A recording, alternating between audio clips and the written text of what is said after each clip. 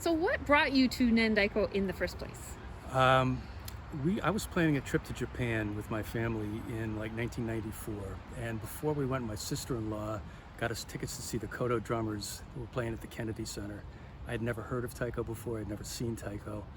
We went to that performance. It blew me away. It literally blew me away. I could feel it in my chest. It was a whole body experience, and I just came out of there just thinking it was one of the most amazing things I'd ever seen. So we did go to Japan for 3 months later that year. We didn't see any ensemble taiko at all. We saw one or two solo drums at different performances, but we didn't see any ensemble groups. And when we got back home, I got a catalog from Kripalu Yoga in Western Massachusetts saying that Daiko New England was holding a workshop, a 3-day workshop to learn how to play taiko.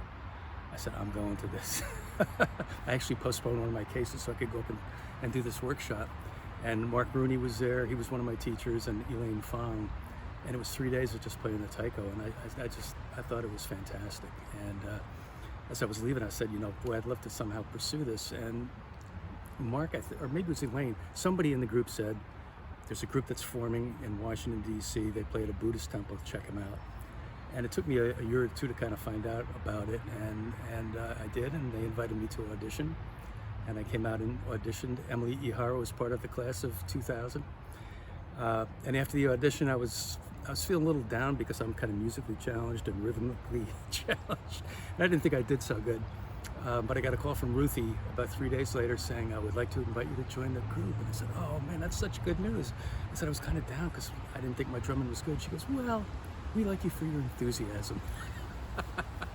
It's kind of a nice way of agreeing with me that, yeah, the drumming wasn't so good. So, and then, I just absolutely fell in love with being part of the group. Oh, it's amazing. Yeah, it's working great. That's fantastic. I mean, that's how we do it still. It's enthusiasm we're looking for. We're looking for people who are just really into it. Right. Yeah, right. Exactly. Okay, so what was your favorite song that you used to play with Nen Daiko, and why was it your favorite? I really came to like Yamabiko, which I think the group still plays. I've seen them perform it recently. I just like the choreography. I like the fact that you were playing across from another member of the group for most of the song.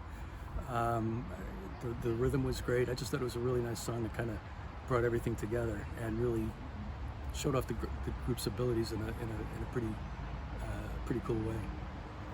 Yeah, we're practicing it this afternoon. I have another favorite song coming. Okay, A yes, second one? you can Okay. have a second one. So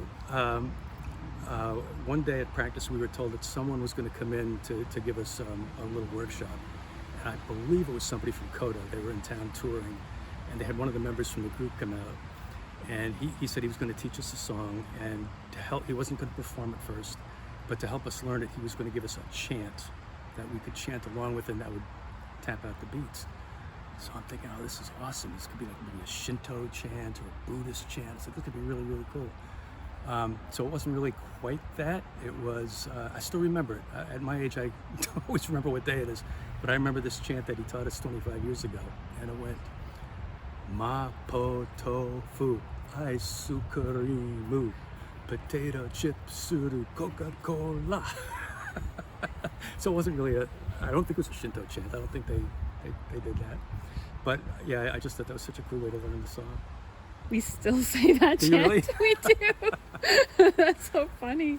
That's excellent. Okay. And what was your favorite part of being a Nen Daiko member? Just being part of the group in and of itself was great. The people were so friendly and welcoming, and it was just a great time. I mean, it almost became like an extended family after a while. As you well know, we ate a heck of a lot. It wasn't just the push-ups and the practice and the performing, it was socializing together.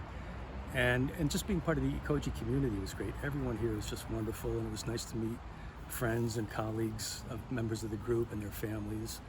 And it really felt like a second family for the 5 years I was in the group, and that's what I really liked about it the most.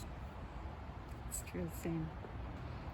And if you think about the different performances you did, what would be one of the most memorable performances that you had during that time? For me, I think it was my first real performance with the group when I graduated from the apprentices group and got to perform with the big group. We played at the Cherry Blossom Festival, and we played at the tidal basin. It was a beautiful spring day, just a gorgeous spring day, playing with the crowd sitting up on the steps of the Jefferson Memorial, and the stage was there, and it was just such a thrill to be on that stage in those circumstances, to perform as a member of the group. I almost didn't perform though. At the very last minute, we were waiting to go on, and Greg decided to organize a little game of hacky sack. I'm like 25 years older than most everybody else in the group. Within 30 seconds of trying to kick that thing, I pulled 2 or 3 muscles I didn't even know I had. And I was limping for about 20 minutes, and I didn't even know I was going to be able to get on the stage. But fortunately, there's enough of a time break that I could. And I was just thrilled. There were friends and family in the audience, and it was, I don't remember actually even playing the drums. I just remember such a wonderful experience. It's funny because in a way you've answered my next question, but I'll ask it in case you have another cool story, which is that sometimes when we are performing, some things happen that were unexpected, and as a group we have to figure out a solution. That hacky sack story is a good one. Is there any others where you remember it was didn't go quite as planned, but it came together in the end? Well, it's another injury story actually. Again, this is, I think, the first year I was part of the main group, and we were playing at Sakura Matsuri downtown, and Emily and I were playing next to each other, and I forget the song we were playing, but it did involve sort of a twirl at some point. And when we twirled, Emily's bocce hit me square in the head. Square in the head. I mean, you could hear it. And for like a few seconds, I was kind of wobbly. It might have been the first concussion in Nen Daiko history. But we finished the performance. I gathered my wits together, such as they were, and we finished the song. And the next week at practice, they gave me a bicycle helmet to wear. That is awesome. That is so cool. Okay, so what is something that you learned about yourself or the world by being a Nen Daiko member? That's a good question. I think what I took away from that and my subsequent experience, after I left Nen Daiko, I joined a steel drum band in Washington, D.C. And so it was 2 culturally based cultural music performance groups, very different cultures from very different parts of the world. Some things were very different, some things were very similar. One of the biggest differences is I remember Ruth instructing us shortly after we joined the group that when we say practice starts at 6, you be here at 5:45.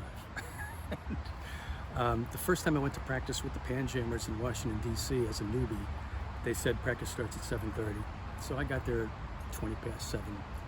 The first veteran member of the group showed up shortly after 9. It was island time. So a very different approach. But, once the practice started, it was meticulous attention to the performance and helping everybody learn the song and making sure you're playing as a group, not as a bunch of individuals. And of course, that's very, very similar to Nen Daiko. But I guess the bigger picture I take away from having performed in both of those groups is how unifying music can be. I mean, the cultures of Trinidad and Japan couldn't be more different. The food they eat couldn't be more different. The style of music they play, the instruments they use, the rhythms they play. But what both groups share in common is when we would perform, we all would be happy, and the crowd would be happy. And for so many people, it's the first time they might have ever seen a taiko drumming group or a steel pan group.